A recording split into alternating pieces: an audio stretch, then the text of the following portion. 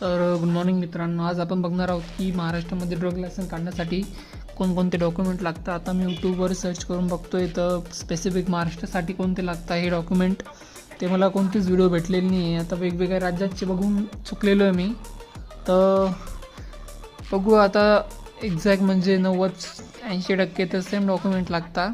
तर आता बघू, ही एक नवीन व्हिडिओ आलेली लास्ट 7 डेजलाच अपलोड झालेली. त्याच्यात आपण बघणार आहोत की याच्यात कोणकोणती लिस्ट दिलेली आहे, ते लिस्टचे डॉक्युमेंट आपल्याकडे आहेत का ते कन्फर्म झाल्यानंतर आपण प्रोसेस का चालू करू शकतो. आता या व्हिडिओ बघण्याचा मुद्दा असाच की बऱ्याच असे काही खाणं खुणं असतात, फार अशा गोष्टी असतात त्या आपल्याला माहीत नसतात. पण हे जे कंटेंट क्रिएटर असतं यांनी थोडा इन्फॉर्मेशन गॅदर केलेली असते, 4 ठिकाणाहून त्यांनी इन्फॉर्मेशन आणलेली असते. तर काय बघण्यात काय आपलं जात नाही ना, म्हणून आपण ही व्हिडिओ बघतोय.